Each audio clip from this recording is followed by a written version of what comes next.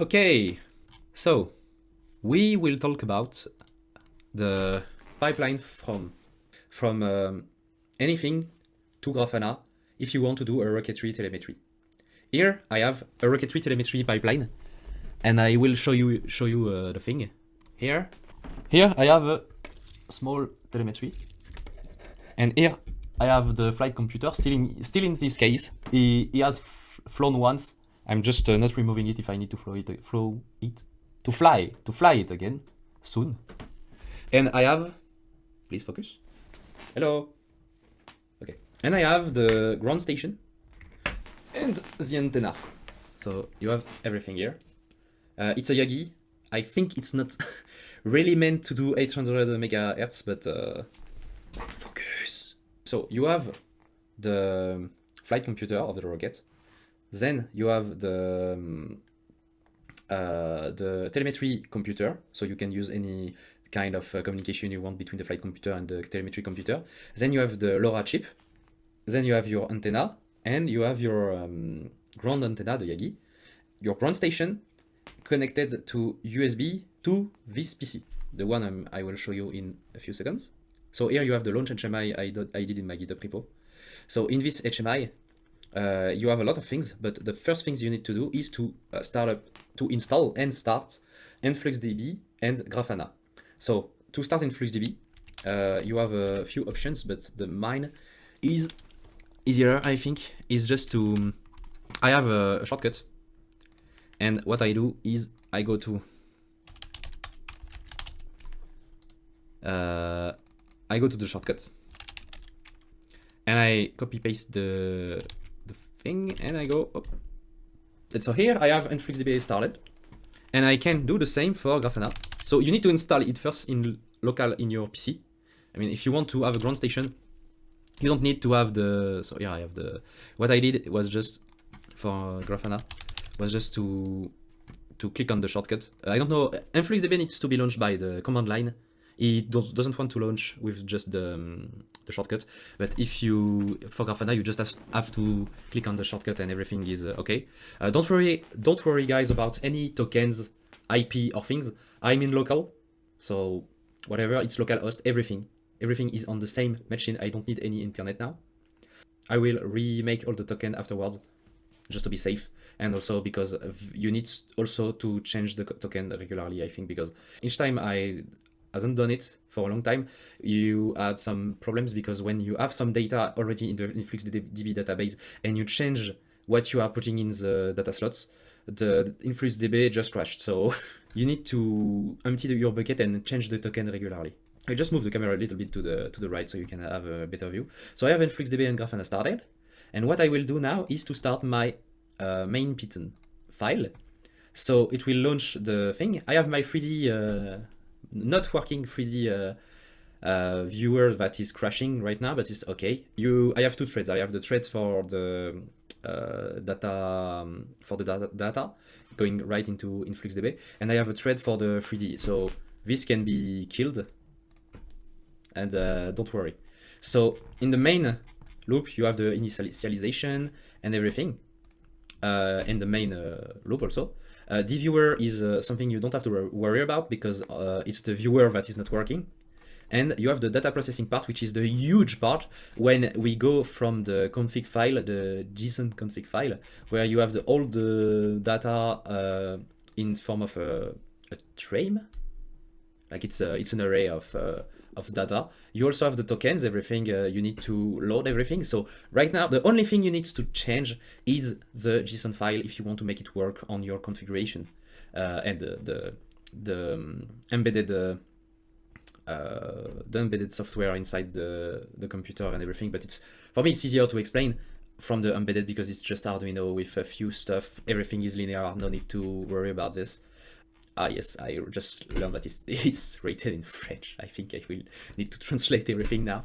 So in data processing, each time they get a big dump of data, they cut it in the following the configuration, and they try to convert it to the value and send it right into InfluxDB database. If this doesn't work, this does not kill the program, because I had a lot of problem with corrupt data or not really not good transmission when some data was cut off in the middle of the array and not converting in the right manner. And InfluxDB cannot just take in corrupted data. So what it does is everything is a try. If the conversions fail, nothing is sent to InfluxDB, and to be safe, everything that goes into the Python converter, data converter, is dumped in a form of raw data. Like you have the raw data with the everything that is sent from the serial port in raw format. So you don't need to worry about the things that is not loaded. Also, you have two files that is written. You have the file for the raw data, but you also have the file for the error data. Because when you have an error, like when they can convert when it's not converting the data into InfluxDB format, like into the normal format, we log an error, and you can go back to the data in the file that is written in raw data, and you can just look at it. And if you know that like one bit has flipped because everything is okay, and then you have something that is wrong, you can just see the raw data and give it a try. One thing I need to do now, I think, is to have something to load this type of raw data and convert everything, because right now nothing is it's not possible. Like I cannot go back to my data from a few months ago and make the thing run again. It's not possible. And then you have the error handling. When you have some error, you do some things, but mostly logging. It's just that it's logging in a certain point of view. Each time we have a different error, you want different time of information each time. You have the InfluxDB interface, which is the thing I needed to change because I think it's not good in the GitHub repo, because I haven't had the initialization done. But for some reason, I didn't have to do it to make it work each time. Like when last time when I stop the program, I don't need to reinitialize it each time I run the program. I don't know why. I think it's because since it communicates directly to the InfluxDB client, when you do it one time and you don't kill InfluxDB each time, maybe InfluxDB sends back using the API, sends the data back to the Python script, and it doesn't need to have the configuration file data, like the token and everything, to reload. It surprised me, honestly. Maybe it's something I don't understand, probably. I mean, but if it's really the fact that InfluxDB is getting us the token and everything, it scares me a bit. You have the object loader, which is not used for just the data conversion, because it's for loading the object that is in the scene, 3D scene I want to do. What I want to do is basically to have a rocket attitude in 3D and the trajectory. So 2 objects, don't need of more, but it will be a pretty complicated thing. So here we have the 2 objects. And then you have the serial interface, which is just the communication interface with the Arduino, the ground one. Also, I want to make this compatible with multiple ground serial port. Why? Because if you do double stage, or if you have like a ground station near your rocket, like on the rail, you may want to have multiple Arduinos to have multiple links between your 2 things, or you can use the same. And I mean, as if you have some things to differentiate, you can just use it in the serial and modify a bit of the function. It's all right. Some very, very unique testing things. I think I've put some of it, but one thing I want to do before deploying this thing, because it's not finished, but you can use it. It's mainly functional, and if you want to do it for your project, it will work. But what I want to do to have a thing that works very great is to have some sort of startup thing. When it starts, you have like an interface that asks you, okay, what do you want to, what type of data array do you want? What is your serial port? How many Arduinos have you to communicate with? And what it does afterward is just creating a JSON configuration, and then you can launch your software. But you can also load a pre-existing JSON that is saved when you don't need to. So you have a configurator, which is one software, and you have the thing, which is another one. And I think I will also have another one for the HMI if I want to do 3D, because it's not working very well, but we'll see. I mean, for me, it's a pretty cool project. One thing I need to do before leaving you is just so that the coding inside each part is very simple. It's Arduino's, it's linear, you don't need to have anything very complicated. I think even the experience when I could have used something like the Tinsy RTOS, real-time operating system, when you have multiple thread, here it's not used. I think if you want to do something very, very neat, you need to do it. And also if you want to have the data correctly acquired. But for this type of thing, if you are starting, it can really help. Just to be clear, we have an experience program. This is for the flight computer. And you have the ground station and the board station.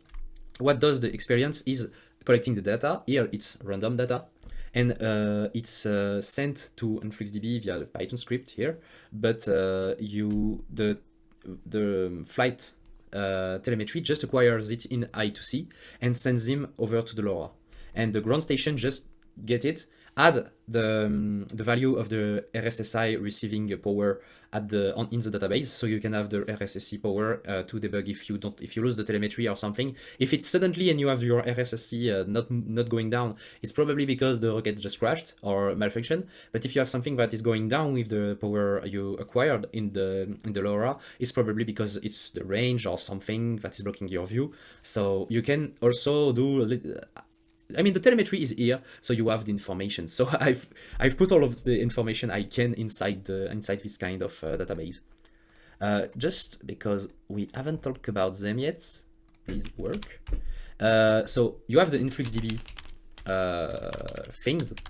This is, so again, I don't care because it's on local.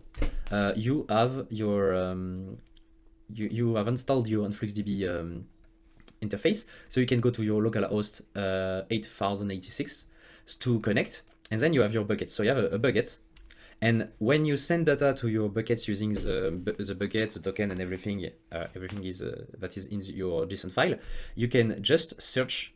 Here you have the RSSI value inside the bucket, the value, and I will ask him to update. Oh, quite a spike, and you have your data here. So InfluxDB database is a database, but you can also, when you are finished, stop the database and put everything that is in the database on an Excel file. So it's also easier to pass by InfluxDB if you want to do some data analysis afterwards. To connect your Python to the InfluxDB, you go to source, you go to Python, and here you click to get token. You have an InfluxDB package in the Python library, and you can use to make it work. And it will do the thing to connect your Python when you want to send data from your Arduinos. But you also need Grafana. And some of you may ask, why do you need Grafana? It's because this is not real time. Like, I need to update if I want to see things going smoothly, because this is a database, not something to display rapidly and efficiently the data you want. Also, you don't have that many options. Like, you will not go to each type of, go to tag name 10 or 11, I don't know. And each time you need to add them. So not a great things to do. So when you're going to Grafana, sorry, I don't have any dashboard set up yet, but you will go to, so basically Grafana is using InfluxDB API key, an API key is basically an interface between two software, so they can communicate to each other. When you open when you're in your navigator on your phone and you click on an app that is on the Play Store, the application on your phone sends something to the Play Store on your phone to say, hey, you need to open now with this article. They have an interface that is clearly defined so they can work together. This is the role of the API. And the API key, the API token, sorry. So the API token is like a code that is supposed to be secret and very long, so you don't just invent it. That can connect you from that can connect two software together. Like it's password, but for two software. So when you go to your API token, you can generate an API token, and when you're going to Grafana, you say, okay, I want to connect to this bucket and you use the API key to connect to InfluxDB. So it's Grafana that is asking InfluxDB for information. And then you can make any kind of interface you want. So sorry, I don't have any setup yet, but Grafana is is a very good graphical interface, and it's fast. So you can do basically whatever you want, except doing 3D. That's why I'm doing a 3D interface with Python in another pipeline, so I can have both, because I want to have both. So that's basically all. You can have plenty of information if you want on the GitHub, and if you want to forget, don't hesitate. Use it on your PC or something.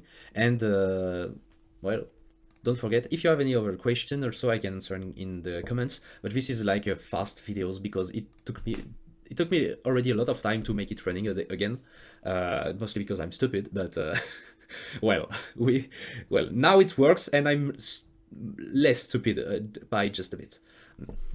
Okay.